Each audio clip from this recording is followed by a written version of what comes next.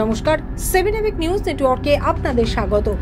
2024-এর 9ই August কলকাতার RG Kar medical কলেজে কর্তব্যরত তরুণী চিকিৎসককে নৃশংসভাবে নির্যাতন এবং হত্যাকাণ্ডের সুবিচারের দাবিতে লাগাতার আন্দোলন চালিয়ে গিয়েছেন জুনিয়র চিকিৎসকেরা। দিনের পর দিন ধরে অনশনের পাশাপাশি কর্মবিরতির ডাক দিয়েছিলেন বিভিন্ন মেডিকেল কলেজের জুনিয়র চিকিৎসকরা। আর সেই সময় থেকেই আন্দোলনের অংশ হিসেবে শহর এবং শহরতলি সহ গ্রামাঞ্চলের বিভিন্ন জায়গায় অভয়া ক্লিনিক নামে অস্থায়ী ক্যাম্প খুলে সাধারণ মানুষকে বিনামূল্যে চিকিৎসা পরিষেবা দিতে শুরু করেন আন্দোলনকারী জুনিয়র চিকিৎসকেরা। সাধারণ মানুষের মধ্যে প্রতিবাদের ভাষা ছড়িয়ে দিতে অভয়া ক্লিনিকের মাধ্যমেই আন্দোলন জারি রেখে তাদের প্রতিবাদ চালিয়ে যাচ্ছেন West Bengal junior doctors front.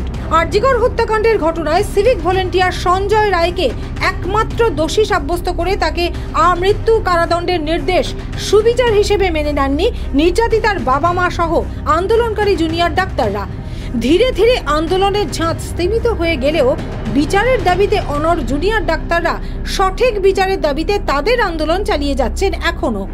যার ফলস্বরূপ আমরা দেখেছি সিবিআই ভূমিকা নিয়ে অসন্তোষ প্রকাশ করে তদন্ত নিয়ে প্রশ্ন তুলে নির্যাতিতার বাবা মায়ের করা আবেদনে মান্যতা দিয়ে সুপ্রিম কোর্টের নির্দেশে আরজিকর মামলার শুনানি শুরু হয়েছে কলকাতা হাইকোর্টে। পাশাপাশি সুপ্রিম নির্দেশে আরজিকর মামলায় সিবিআই নতুন করে 200 পাতার রিপোর্ট জমা দিয়েছে, যার মাধ্যমে আরও কয়েকজন সাক্ষীর জবানবন্দি সহ অন্যান্য গুরুত্বপূর্ণ তথ্য উঠে এসেছে বলে জানা যাচ্ছে। 1 মে আন্তর্জাতিক শ্রমিক দিবসের দিন ওয়েস্ট বেঙ্গল জুনিয়র ডক্টরস ফ্রন্টের পক্ষ থেকে Agarpara jute mill old line ক্লাবে অভয়া ক্লিনিকের আয়োজন করা হয়। সেখানেও এদিন বিনামূল্যে বিভিন্ন ধরনের স্বাস্থ্য পরীক্ষা ব্যবস্থার সাথে ওষুধও প্রদান করেন চিকিৎসকেরা। আর অভয়া ক্লিনিকে বিনামূল্যে চিকিৎসা পরিষেবা পেতে সাধারণ মানুষের উপস্থিতি ছিল চোখে পড়ার মতো। তাদের লড়াই থেমে থাকেনি। তাদের প্রতিবাদের অংশ হিসেবেই সাধারণ মানুষের মধ্যেও প্রতিবাদের ভাষা ছড়িয়ে দিতে অভয়া ক্লিনিকের মাধ্যমে বিনামূল্যে চিকিৎসা পরিষেবা দেওয়া হচ্ছে বলে জানালেন ডাক্তার সায়ন দাস। স্ট্যান্ড তো প্রথম থেকেই খুব ক্লিয়ার ছিল। আমরা প্রথম থেকে বহুবার বলেছি যে এই যে অভয়া আন্দোলনটা হয়েছে, তারপরে যে রায় আমরা পেয়েছি যে একজনই কেবলমাত্র দোষী কেবল সঞ্জয় রায়, সেই রায় আমরা কখনোই মেনে নেইনি। আমরা বলেছি একা একটা ব্যক্তির পক্ষে এই কাজ করা সম্ভব নয়, ফলে নতুন নতুন যে মোড় ঘোরানো জিনিসপত্র আসবে সেটা স্বাভাবিক ব্যাপার। এর পাশাপাশি আমি আরেকটা জিনিস বলতে চাই যে আমরা দেখেছিলাম যে অভয়া আন্দোলনের সময় আইওয়াসের নামে বিরূপাক্ষ বিশ্বাস, তারপর সন্দীপ ঘোষ, এদের সবার কিছু কিছু করে শাস্তি হয়েছিল। তারা কিন্তু ইতিমধ্যেই আবার বহালতো বিহতে নিজের জায়গায় ফেরা শুরু করে দিয়েছে, তারা বিভিন্ন কলেজে ঢোকা শুরু করে দিয়েছে। তাহলে এইগুলো কি সব আইওয়াস ছিল?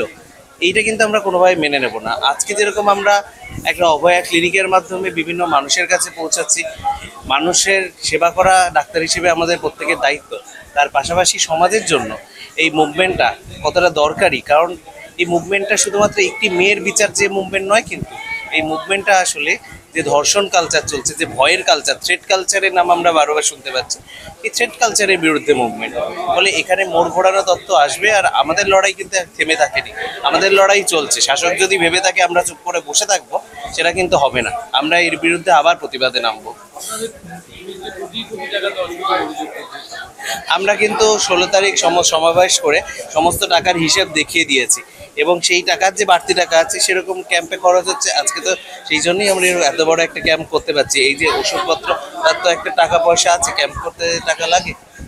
সেই WBJDF কিন্তু মানে কোনো এক পলিটিক্যাল পার্টির মতো নয়, যারা কত টাকা এদিক ওদিক করলো, কোনো নেতা জেলে চলে গেল 500 কোটি টাকা 900 কোটি টাকা মেরে, সেরকম কিন্তু WBJDF নয়। আমাদের কাছে যে টাকা এসেছে আমরা তার হিসাব একদম সরাসরি দিয়ে দিয়েছি।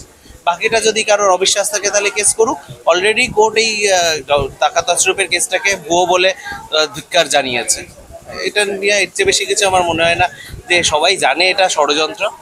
এটা নিয়ে আর বলার কিছু আমার বিশেষ নেই।